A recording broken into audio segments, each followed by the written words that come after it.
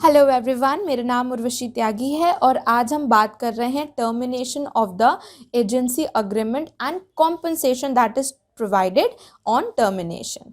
तो टर्मिनेट कैसे होती है एजेंसी और क्या कॉम्पनसेशन दिया जाना चाहिए टर्मिनेशन के टाइम पर।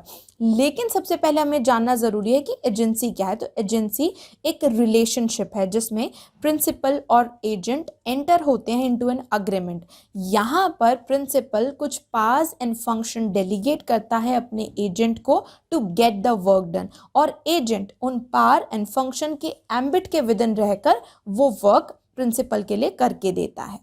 यहाँ पर हम देख सकते हैं टर्मिनेशन से रिलेटेड कुछ इंपॉर्टेंट पॉइंट, जैसे कि पहला, a clear instance of the termination either voluntarily or an occurrence of an incident shall be duly mentioned।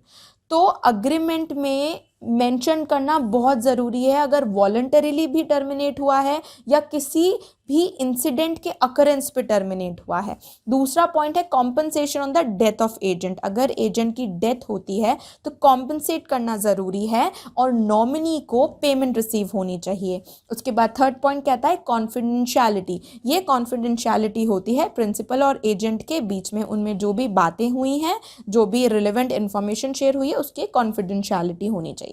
उसके बाद आता है liability of the agent post termination of the agreement.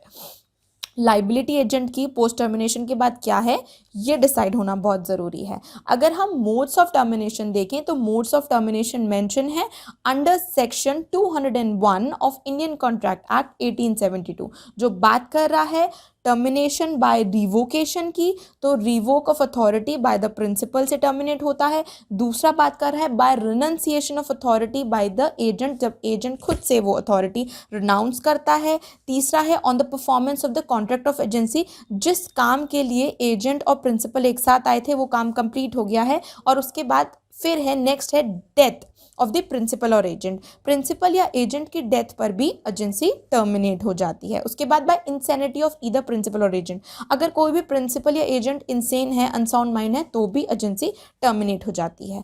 अगर अब हम बात करें कॉम्पनसेशन की ऑन टर्मिनेशन, तो कोई भी फिक्स्ड अमाउंट या फिक्स्ड जो पेमेंट है वो डिसाइडेड नहीं है। A compensation provided to the agent, ये ज़रूरी है कि एजेंट को एक कॉम्पनसेशन मिलना चाहिए ऑन टर्मिनेशन, लेकिन अगर वो अडर करता है to the principle of the agreement. इसी के साथ साथ इंडियन लॉज और इंग्लिश लॉज को हम कंपेयर करें तो दोनों ही, यानी इंडियन लॉज में भी और इंग्लिश लॉज में भी कोई मैक्सिमम लिमिट प्रिस्क्राइब या प्रोवाइडेड एक्सप्रेसिवली कहीं भी मेंशन नहीं है, और ये जो है डिपेंड करेगा on the apprehend to the agent.